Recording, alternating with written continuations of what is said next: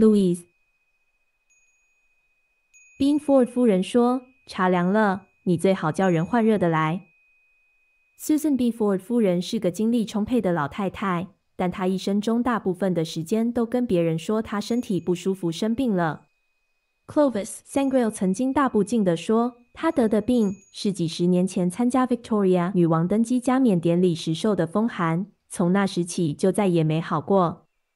老夫人的妹妹 Jane Throplestance 年纪小老夫人几岁，她最出名的是，她是全 Middlesex 郡最健忘的女人。Jane 一边按铃叫人送茶，一边很高兴地说：“我今天下午可真是很厉害的哦。照我安排的行程，我拜访完了所有要拜访的人，买好了所有要买的东西，甚至我还记得要去 Harrods 百货公司帮你找你要的丝绸，可是我却忘了带花色的图样，所以没买成。整个下午我只有这件重要的事情没做好，对我来说真是太棒了，可不是吗？”老夫人问 ：“Louise 呢？你没带她一起去吗？你说过要带她出去的。”老天 ！Jane 惊叫一声 ：“Louise 呢？我一定是把她忘在哪里了。”老夫人问：“是忘在了哪里？” Jane 说：“问题是，我把她丢在哪里了？我不太记得 Carrywood 他们是否在家，或者是不在家。我只是写了卡片说我来过。如果他们在家，那我可能是把 Louise 留在那里跟他们打桥牌了。我去打个电话给 Carrywood 勋爵问问看。”电话打通了 ，Jane 说：“是您吗 ，Carrywood 勋爵？”“是我 ，Jane Throplestance。我想问你，你看过 Louise 了吗？”电话那头说 ：“Louise，我命中注定要看3遍。老实说，刚看的时候我没什么感觉，但看着看着，她的音乐倒还不错。不过，我想我现在不想再看了。还是说，你在你的包厢留了我的位子，要我陪你看吗？” Jane 说：“不是歌剧 Louise， 是我的侄女 Louise Throplestance。我想我可能把她留在你家了。” Carrywood 勋爵说：“我知道今天下午你有写留言卡片给我们，但是我不认为你也有留下你的侄女。如果你有留，我家男仆一定会告诉我的。现在也流行把侄女跟卡片一样留在别人家吗？我希望不会。Berkeley 广场这边的住家几乎没有一家会接受这种事的。” Jane 讲完电话回来说 ，Louise 不在 Carrywood 家。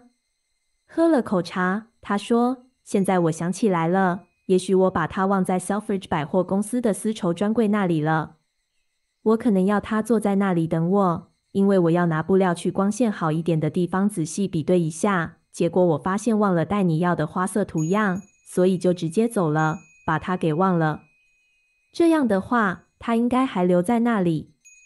除非有人要她离开，否则她是不会离开的。Louise 不会乱跑。”老夫人打断她的话说：“你先前说你是去 Harrods 百货公司买的丝绸。” Jane 说：“是吼，那也许就是 Harrods 百货公司，我真的不记得了。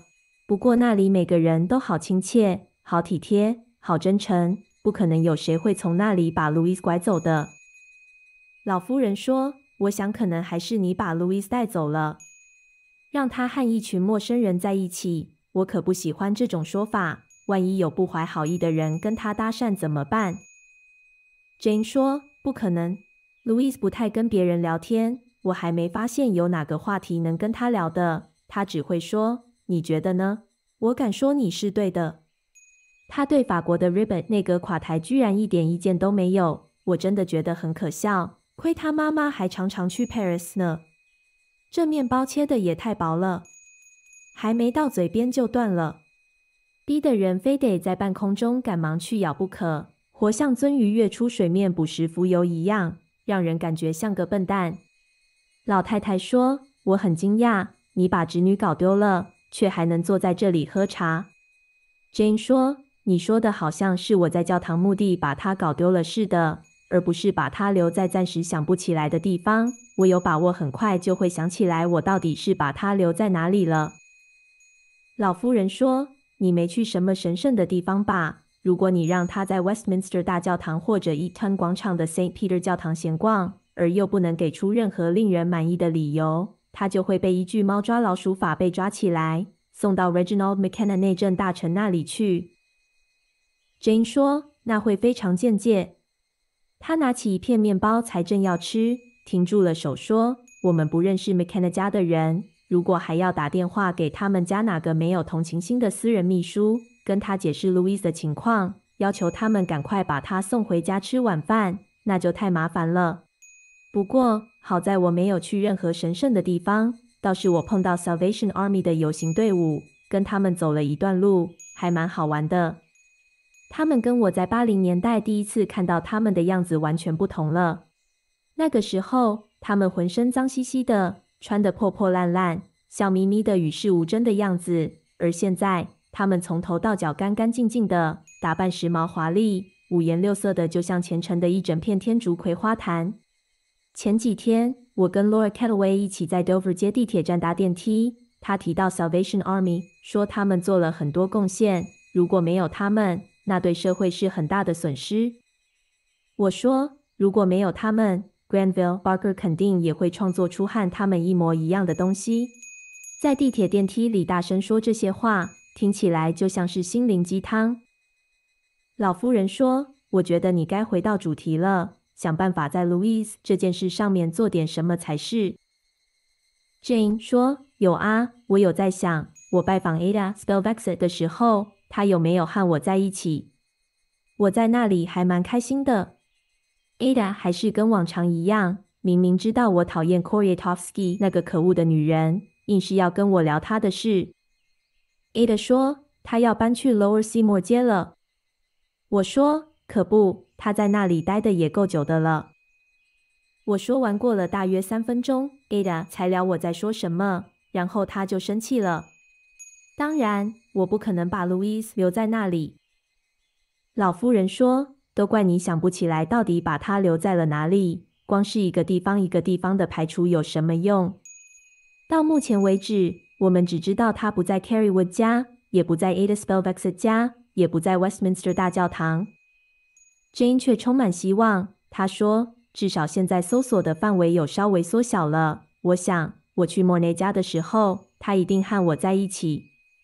我知道我去了莫内家，因为我记得在那里遇到了那个讨人喜欢的 Melken， 他姓什么来着？你知道我说的是谁？名字很独特的人，给人最大的好处就是你不用记住他们姓什么。当然，我另外还认识1、2个叫 Melken 的，但没有一个可称得上是讨人喜欢的。Melken 送我2张斯恩广场快乐周日夜的票，但我可能忘在莫内家了。他人真的很好。老夫人说：“你是说你把 Louise 留在那里吗？” Jane 说：“那就打电话去问一下。